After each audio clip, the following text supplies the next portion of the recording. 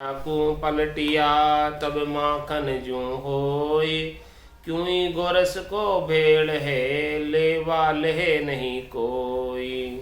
यूं भंवर गुफा लग हंस के माया पवन को मेल, सुखिया छाड़े त्रिकुटी ता दिन रति न भेल।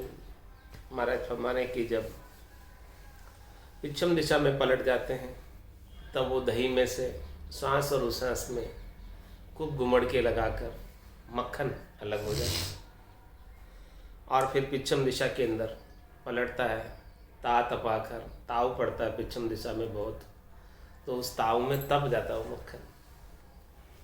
तप कर उसमें से माया का अंश बाहर होने लगता है और जो मजबूत होता है ब्रह्म शुद्ध घी आगे आगे निकलता जाता है उसमें से। इस प्रकार से महाराज हमारे भंवर गुफा लग हंस के माया पवन को मेड़, जब तक भंवर गुफा पार नहीं करे तब तक माया का बेल रहता है। सुखिया छाड़े त्रिकुटी ता दिन रति नहीं, जिस दिन त्रिकुटी छोड़ देगा भंवर गुफा को लांग जाएगा, बारी लांग जाएगा, उस दिन महाराज फरमाने उसकी रत्ती भर भी माया का बेल नहीं रहेगा। माया के बेल की क्या पहचान? शरीर से, संसार से, इंद्रियों से, वस्तुओं से सुख प्राप्ति की इच्छा सब समाप्त हो जाएगी। रत्ती भर भी नहीं रहेगी, चाहना रत्ती भर भी नहीं रहेगी, सारी चाहना मिट जाएगी। गीजू ताय निरताय जब मान्या साराम, सुखिया गोरस फूल जू सब ही रयायन धाम। क्या फरमा रहे महाराज? गीजू ताय निरताय, घी को क्या करते हैं? मक्खन को, जब मक्खन में से घी निकालते हैं, कैसे निकालते हैं? मक्खन को गरम करते हैं, लूनिया को गरम करते हैं, खूब तपाते हैं उसको और फिर तपा के उसको निरताते हैं और तब महाराज हमारे वो शुद्ध हो जाता, तब मान्या सा राम, तब महाराज हमारे वो राम रूप होता है। उसमें अब राम जी में कोई अंतर नहीं है, शुद्ध हो गया। पहले उसमें माया का बेड़ था, अब माया का बेड़ सारा अलग कर दिया, छांट दिया उसमें से तपाकर भजन की अग्नि में। तो सुखिया गोरस फूल जो सभी रया इंधा, गोरस किसे कहते हैं? छाछ। और वो छाछ के फूल भी रह जाते हैं घी में, थोड़े से ऊपर ऊपर आ जाते हैं वो छाछ के फूल। छाछ तो नीचे नीचे रह जाती है और छाछ के फूल जो होते हैं तपाने पर ऊपर आ जाते हैं। तो महाराज फरमा रहे हैं सुखिया गोरस फूल, जो गोरस यानी छाछ तो नीचे रह गई और फूल उसके ऊपर आ गए, अब उसको भी नितार लो, फूल को भी वहीं छोड़ दो और छाछ को भी वहीं छोड़ दो। अब उसमें रेवा नहीं है बिल्कुल भी, छाछ का, माया का, बिल्कुल शुद्ध हो गया घी वो। तो सुखिया गोरस फूल जो सभी रया धाम, यानी भंवर गुफा के नीचे नीचे रह जाते हैं, फूल भी और गोरस भी सब नीचे नीचे रह जाते हैं और आगे केवल शुद्ध निर्मल होकर जाता है, माया के भेड़ के बिना एकदम साफ सुथरा निर्मल हो ही निराट, एकदम निर्मल होकर आगे साफ सुथरा शुद्ध चेतन परमात्मा रूप ही होकर जाता है, राम रूप होकर ही आगे जाता है, जिसमें माया से सुख लेने की आसक्ति पूरी मिट जाती। अब वह हंसा कैसा हो गया? हंसो हुवो नी केवलो सब सुन्यारो जोय, आगे यूं सुख राम कहे कछुअन दर से मोय। अब वहां जाके हंसा बारी लांगने के बाद, भंवर गुफा लांगने के बाद केवल की भक्ति करते करते नी केवल हो गए, केवल से भी आगे पहुंच गए। हंसो हुओ नी केवलो सब सुन्यारो जोय, सबसे अलग दिखता है, सबके तो माया का संग है, उन माया के सारे संग उसके छूट गए। अब वो न्यारा केवल राम रूप होकर बूंद है वो सागर में परमात्मा में मिल गई। आगे यूं सुख राम कहे कछुअन दर से मोह। इसके बाद महाराज हमें बूंद जब सागर में मिल जाती है, आत्मा जब परमात्मा में मिल जाती है, राम रूपी हो जाती है, फिर कुछ नहीं दरसता, फिर केवल राम जी, राम जी, राम जी के सिवाय दूसरा और कुछ है ही नहीं। यही आरती, यही पूजा, राम बिना दर्शन नहीं दूजा। अब मैं जिधर भी दृष्टि प्रसारता हूँ, जिधर भी देखता हूँ, सब मुझे तो राम जी दिखते हैं, सब मुझे तो परमात्मा रूप ही दिखते हैं। परमात्मा के सिवाय दूसरा और कोई दर्शन में आ ही नहीं रहा। ऐसी स्थिति हो गई। माया तो दिख ही नहीं रही है और शरीर तो दिख ही नहीं रहा है। सब जगह, सब रूपों के अंदर अब केवल राम जी के सिवाय दूसरा और कोई दर्शन में ही नहीं आ रहा। जित देखूं उत तू ही तू, तेरा ही तेरा दर्शन हो रहा है। राम जी का दर्शन हो रहा है और आत्मा स्वयं भी राम रूप हो गई और सबके अंदर भी राम जी के दर्शन करने लगे।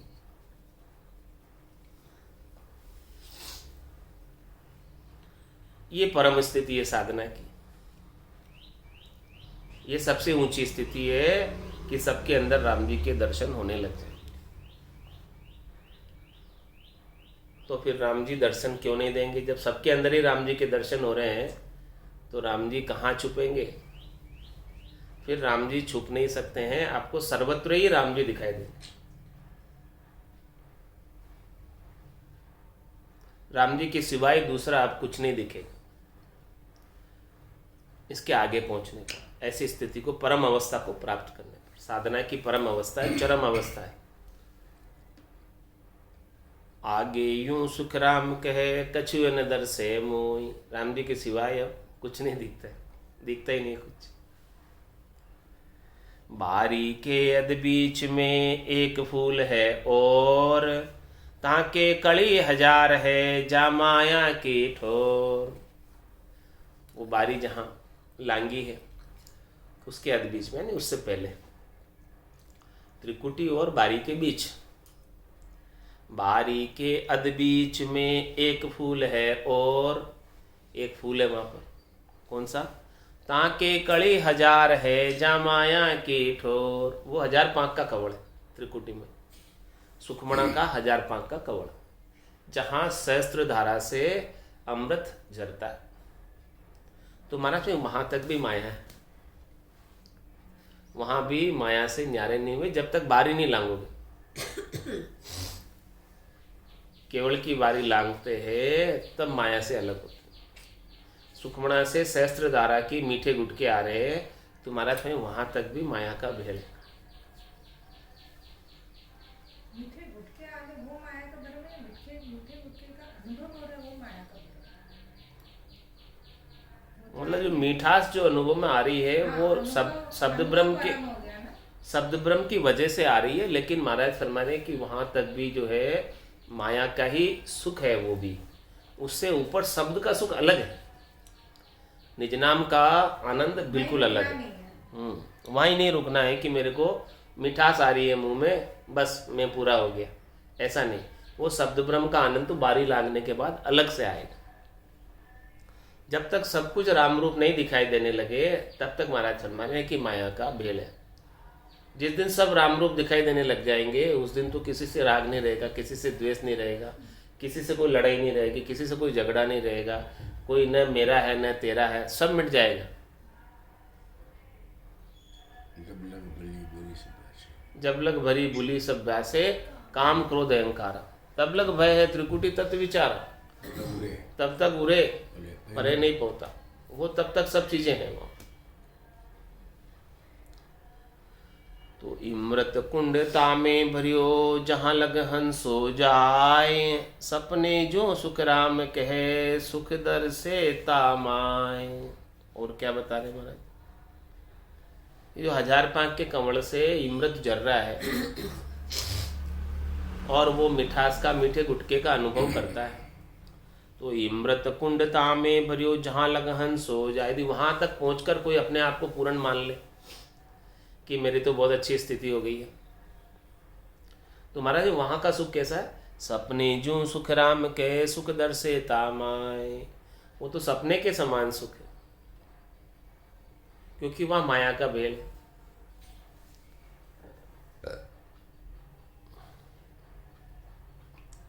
ता कुंड के शिर ऊपरे जायर बेसूतीर, पाछा सुन सुख राम कहे याद न आवे पीर।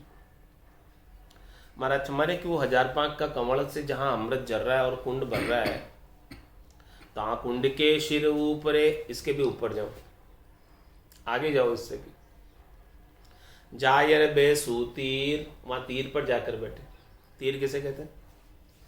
किनारा। किसका किनारा? सुन सागर का।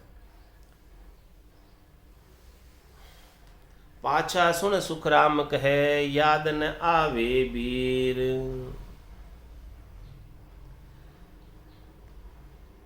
महाराज फिर पीछे की चीजें याद नहीं आती, क्योंकि आगे आगे जैसे बढ़ते जाते हैं पीछे मुड़कर नहीं देखते, क्योंकि पीछे के सुख फीके लगने लग जाते हैं, आगे ज़्यादा आनंद आने लगता है। जैसे जैसे आगे बढ़ते हैं आगे का और आनंद जबरदस्त। आगे क्या है महाराज? आगे बता रहे, आगे सुन सागर भरियो वार पार नहीं छे, वहाँ हंसो सुख राम कहे पटके सब तन दे। आगे फिर सुन सागर भरा हुआ, जिसका वार पार नहीं है, जिसका छे नहीं है, वहां हंसा मरथ में सब प्रकार की देह छोड़ देता है। कौन कौन सी देह छोड़ता है? स्थूल शरीर छोड़ देता है, उससे देहाध्यास छूट जाता है। सूक्ष्म शरीर नौततलिंग शरीर छोड़ देता है।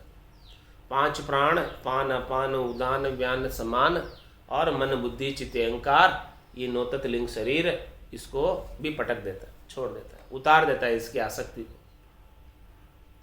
कारण दे महाकारण दे, इन सब को भी छोड़ देता है।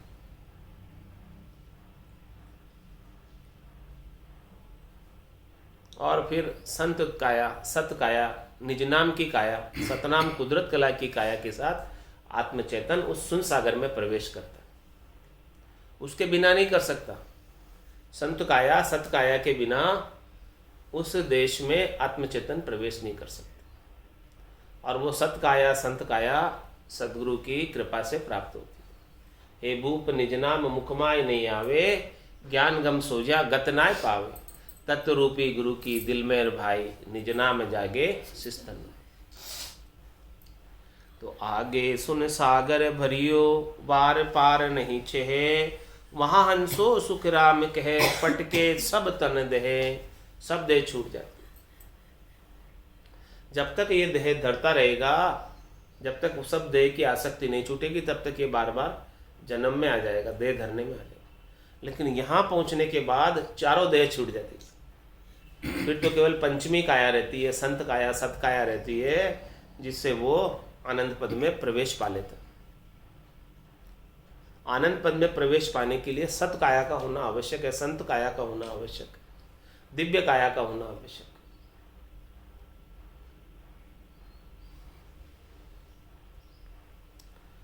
अब वहां क्या है सुन सागर में, वो भी महाराज वर्णन करके बता रहे हैं। अनंत पाक को फूल है सुन सागर के माय, तागे सुख राम कहे कितावे कित जाय। ये फाइनल स्थिति सुन सागर की, सुन समाधि की फाइनल स्थिति है। क्या स्थिति है कि वहाँ अनंत पाक को फूल, 1000 पाक का फूल था, उसको छोड़ के आगे गए, सुन सागर के तीर पर गए, और सुन सागर की तीर पर जाकर देखा कि वहाँ तो अब अनंत पाक का फूल है, जिसका अंत ही नहीं, वार पार ही नहीं, छह ही नहीं। अनंत का मतलब क्या? जिसका अंत नहीं हो, छह ही नहीं हो, वार पार ही नहीं हो, और उसके पाखों की गणना भी नहीं कर सकते, कोई गिनती नहीं कर सकते। अनंत तो वही है जिसकी गिनती नहीं हो, अपार है, वार पार नहीं, छह नहीं। शिव शंकादिक शेषलु रटत न पावे अंत, जिसका अंत नहीं पा सके, ऐसा अनंत पाक को फूल है सुन सागर के। कहाँ है? सुन सागर में। तो आगे सुख राम कहे कितावे कित जाए। वहां पहुंचने के बाद महाराज फरमा रहे हैं कि कहाँ आवे, कहाँ जावे, और क्यों आवे और क्यों जावे। कितावे कित जाए, कहीं जाने की फिर आवश्यकता ही नहीं रह गई। ऐसा सुन सागर का परम आनंद प्राप्त हो गया,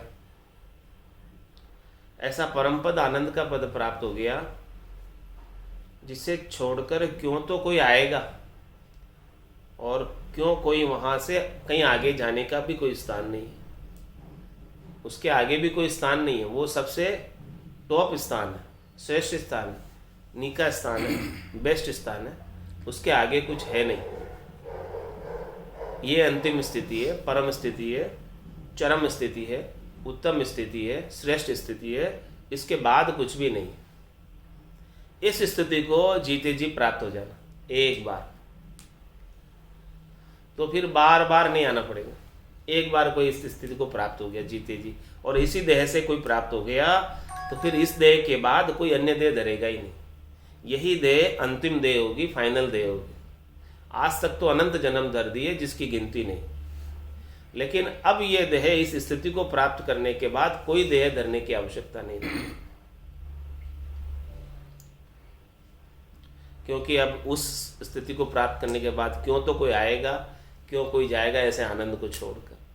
और वहाँ गया तो कैसे गया? वैभव नाम के गुण को पटक के गया, छोड़ के गया, उतार के गया। वासना को, आशा को, तृष्णा को, मनोरथ को, मनोकामना को, संकल्प को, विकल्प को, सबको उतार के गया। स्थूल काया को उतार के गया, आसक्ति को, सूक्ष्म काया की आसक्ति को उतार के गया, कारण काया की आसक्ति को उतार के गया, महाकारण काया की आसक्ति को उतार के गया। तो अब क्या बचा? अब तो शुद्ध चेतन रह गया, बस वासना से एकदम रहित हो गया। ये संसार में क्यों फिर रहा है? पांचों वास सदा उरिया के, यूं भवता जुग जावे। इस संसार में भवता फिरने के पीछे कारण एक ही है कि इसके एक एक वासना नहीं लग रही, 5 वासना लग रही। तो ये सारी वासनाएं, सारी इच्छाएं, आशाएं सब जब उतर जाए इस सत्शब्द के आनंद के कारण से, इसके जोर से, इसकी ताकत से, कह सुखराम शब्द की महिमा, कहता बनिए न काई, साधन ध्यान बिना सुन सिमरन लिया अमर लग जाए।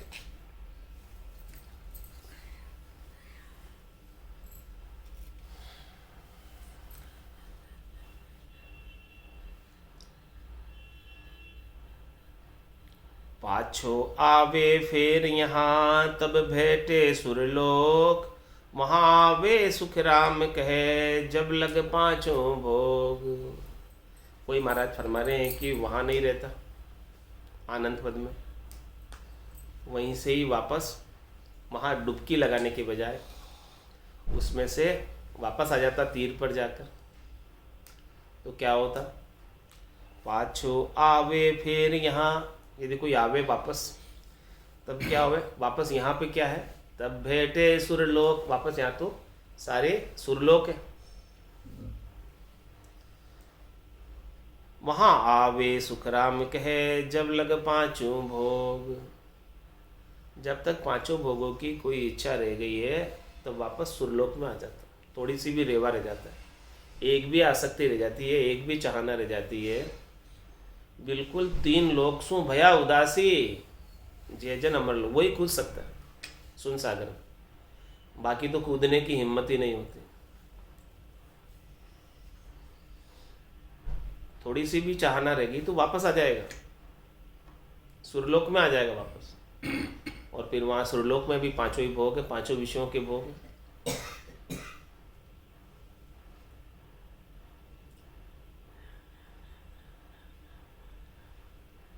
ए निश आसन इडग रहे भंवर गुफा के माय, सत्य धाम सुख राम कहे कबूअक देखे जाय। महाराज हमारे की साधना करने वाला, भक्ति करने वाला जन ज़्यादातर समय तो भंवर गुफा में रहता है, जब तक ये शरीर है तो तब तक वो भंवर गुफा के अंदर रहता है। जब इस शरीर की आयु अवधि पूरी हो जाती है, आयुष्मान कर्म इसके पूरे हो जाते हैं, श्वासें पूरी हो जाती है, तब फाइनली वो आनंद पद में निवास करने चला जाता है। लेकिन जब तक शरीर रहता है तो शरीर का कर्तव्य कर्म तो करता रहता है। तो उसका निवास कहाँ रहता है ज़्यादातर समय? वो बता रहे हैं कि ए निशासन अडिग रे, रात और दिन इसका आसन भंवर गुफा में लगा रहता है, यहाँ बैठा रहता है। और कभी कभी जो है सत्यधाम सुखराम के कबूओं के देखे जाए, कभी कभी भजन करते करते, साधना करते करते, ध्यान करते करते, समाधि लगाते लगते लगते सता समाधि के बाद शून्य समाधि आ जाती कभी कभी, और वो शून्य सागर में प्रवेश पा जाता इस दही के माध्यम से। आत्मचेतन आनंद के अंदर समाहित हो जाता। लेकिन जब तक ये देह रहती है, आयुष्मान कर्म पूरे नहीं होते हैं, तब तक वो सतधाम जाता रहता है और वापस भंवर गुफा में आता रहता है। वहाँ का आना जाना लगा रहता है। अब जीते जी उसने खोल दिया, वो 10वां द्वार बारी खोल दी जीते जी, तो रास्ता खुल गया। तो अब जाना आना चालू हो गया सतधाम में। सतधाम में ऐसे रास्ता खुलने के बाद जाते आते कभी कभी सुन समाधि की ऐसी ध्यान लग जाता है, ऐसा आनंद आ जाता है कि कुछ ही नहीं दिखता है सुनने के सवा, सब कुछ शून्य हो जाता है। ये शरीर भी पूरा शून्य पड़ जाता, कुछ भान नहीं रहता थोड़ी देर के लिए। तो समझो कि उस समय सुन समाधि की अवस्था में सुन सागर में डुबकी लगा कर आए। विचारहीन अवस्था होती है वो क्या कहलाती है? विचारहीन अवस्था होती है वो क्या कहलाती है? हाँ, उस समय विचार भी नहीं रहता, कुछ शून्यता के अंदर कोई विचार भी नहीं रहता। एक शून्य समाधि में तो देह का भान भी नहीं रहता। विचारहीन अवस्था रहती है और देह का भान नहीं रहता, उसको कहते हैं वो इखर समाधि, उससे पहले की समाधि। सबसे पहले ध्यान समाधि लगती है, उसके बाद ब्रह्म समाधि लगती है, उसके बाद इखर समाधि लगती है, उसके बाद सता समाधि लगती है, उसके बाद शून्य समाधि लगती है। आगे से आगे की स्थिति बनती जाती है। तो ए निश आसन इडग रहे भंवर गुफा के माय, सत्य धाम सुख राम कहे कबू के देखे जाए। ऐसी गत करतार की कहाँ सुनाऊं आण, रूप न दिखे रंग सो सुखिया नाद वखान। महाराज हमारे की करतार की, परमात्मा की, राम जी की गति देखो कैसी है, विलक्षण, अद्भुत, आश्चर्यजनक, कि वहाँ उनका कोई मुझे रूप नहीं दरस रहा, वहाँ उनका कोई रंग नहीं दिख रहा, बस केवल नाद हो रही है, आवाज हो रही है, लेकिन ध्वनि हो रही है। करतार की, अगम देश की ध्वनि आ रही है। पहले नाद आई, फिर अनद आई, फिर जिंग आई, फिर सोहंग आई, फिर अगम आई। तो अगम देश की ध्वनि सतत रूप से, अनवरत रूप से चालू है। वही परमात्मा का रूप है, वही परमात्मा का रंग है, वही परमात्मा का सच्चा स्वरूप है जो ध्वनि हो रही है अगम देश की। ये एक परमात्मा की गति है, ये परमात्मा के दर्शन है, ये परमात्मा का घट के भीतर अनुभव है। महाराज फरमा रहे ऐसा ध्वनि का, ध्वन्यात्मक शब्द का आप आनंद लो, तो ये परमात्मा के दर्शन का आनंद प्राप्त हो रहा है और परमात्मा का सानिध्य प्राप्त हो रहा है। परमात्मा आपके संग ही है, ध्वनि के संग से, ध्वनि के साथ, ध्वन्यात्मक शब्द के साथ स्वयं परमात्मा है, प्रत्यक्ष परमात्मा है। ऐसी गत करतार की कहाँ सुनाऊं आण, रूप न दिखे रंग सो सुखिया नाद बखान। और कैसी स्थिति, कैसा लील विलास, कैसा आनंद होता है। जू निंद्रा में नर पोड़ कर हंस कड़ा जग भूल, यूं उठे सुख राम के हंसे यूं सुख झूल। कोई नींद में सो जाता है, जो निंद्रा में नर पोड़ कर, ओढ़ना यानी सो जाना नींद में। हंस कड़ा जग भूल, सोने के बाद हंसा संसार के अपने सारे कामों को भूल जाता है, जैसे सो गया। कितने काम है, लेकिन उसको नींद आ गई तो सारे काम छूट गए, भूल गया सब कामों को। ऐसी स्थिति महाराज बता रहे कि वहाँ है। जैसे यहाँ दृष्टांत देके बता रहे नींद का, तो केवल नींद और वो एक नहीं है, नींद और वो आनंद अलग है बिल्कुल। प्रभु भजन में मस्त हो रहा है सब, हाँ, सारी जिम्मेदारियां भूल गए। जैसे नींद में, रात में सारे काम भूल जाता है आदमी। दिन के अंदर तो सब अजग लगी रहती है, काम लगे रहते हैं, लेकिन जैसे सो गया तो फिर सारे काम वहीं के वहीं स्टॉप हो गए, फिर सुबह उठेंगे तब करेंगे वापस। तो जैसे जो निंद्रा में नर पोड़ के हंस कड़ा जग भूल, संसार के सारे कामों को भूल जाता है वो सोते वक्त, तभी सो पाता है। यदि वो कामों को ही करता रहे, कामों को ही याद करे, तो क्या सो पाएगा? नहीं ना सो पाएगा। उसे विचार आते रहेंगे, विचार आते रहेंगे तो नींद ही नहीं आएगी। यही बात है ना। और विचारों को छोड़ देगा तो फिर नींद आ जाएगी। ऐसी स्थिति महाराज हमारी माँ भजन करते करते करते करते उस स्थिति में पहुंच गए। यूं उठे सुखराम कहे हंसो यो सुख झूल। उस सुख में, आनंद में, लील विलास में ऐसा मगन हो जाता है, झूलने लगता है कि संसार के सारे काम, संसार के सारे सुख, शब्द रूप रस गंध स्पर्श के सब भूल जाता है।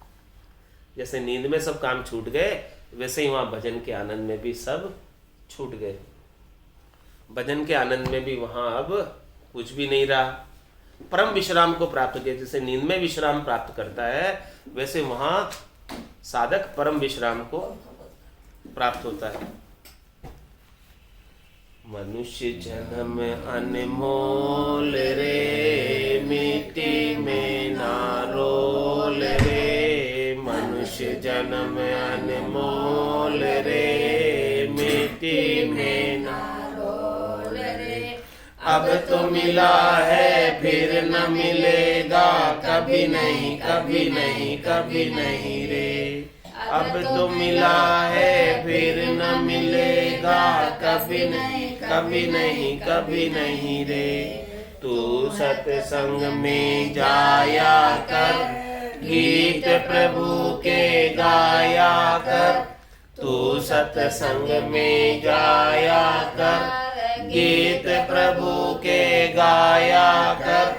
शाम सवेरे बैठ के बंदे उसका ध्यान लगाया कर। शाम सवेरे बैठ के बंदे उसका ध्यान लगाया कर। नहीं लगता कछु मोल रे, मिट्टी में ना रोल रे। नहीं लगता कछु मोल रे, मिट्टी में ना रोल रे। अब तो मिला है फिर न मिलेगा, कभी नहीं कभी नहीं कभी नहीं रे। अब तो मिला है फिर न मिलेगा, कभी नहीं कभी नहीं कभी नहीं रे। तू है बुलबुला पानी का, मत कर जोर जवानी का।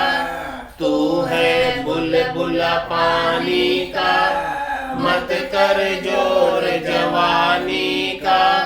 नेक कमाई कर ले बंदे, पता नहीं जिंदगानी का। नेक कमाई कर ले बंदे, पता नहीं जिंदगानी का। सबसे मीठा बोल रे, मिट्टी में ना रोल रे। सबसे मीठा बोल रे, मिट्टी में ना रोल रे। अब तो मिला है फिर न मिलेगा, कभी नहीं कभी नहीं कभी नहीं रे। अब तो मिला है फिर न मिलेगा, कभी नहीं कभी नहीं कभी नहीं रे। मतलब का संसार है, नहीं शिकायत बार है। मतलब का संसार है, नहीं शिकायत बार है। संभल संभल कर चलना बंदे, फूल नहीं अंगार है। संभल संभल कर चलना बंदे, फूल नहीं अंगार है। मन की आंखें खोल रे, मिट्टी में ना रोल रे। मन की आंखें खोल रे, मिट्टी में ना रोल रे। अब अब तो मिला है फिर न मिलेगा कभी नहीं, कभी नहीं, कभी नहीं रे। अब तो मिला है फिर न मिलेगा कभी नहीं, कभी नहीं, कभी नहीं रे।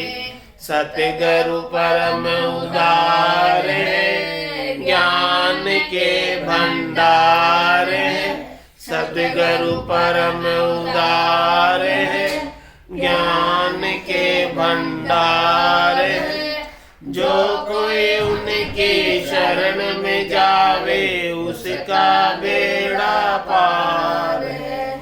जो कोई उनकी शरण में जावे उसका बेड़ा पार है। ज्ञान ही अनमोल रे, मिटे में ना रोल रे। ज्ञान ही अनमोल रे, मिटे में ना रोल रे। अब तो मिला है फिर न मिलेगा कभी नहीं, कभी नहीं, कभी नहीं रे।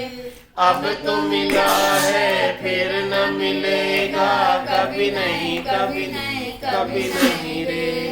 बोलो राम सतगुरु देव जी महाराज ने धन्य हो, धन्य हो। परम दयाल सतगुरु सुखराम जी महाराज ने धन्य हो, धन्य हो। आनंद श्री सतगुरु सुखराम जी महाराज के ज्ञान स्वरूप भगवान ने धन्य हो, धन्य हो। केवली भगवंता ने धन्य हो, धन्य हो। जीवा तारण जहाज ने धन्य हो, धन्य हो। मोक्ष के मालिका ने धन्य हो, धन्य हो। अनंत कोटि संताने धन्य हो, धन्य हो। राम सभा में राम राम राम राम।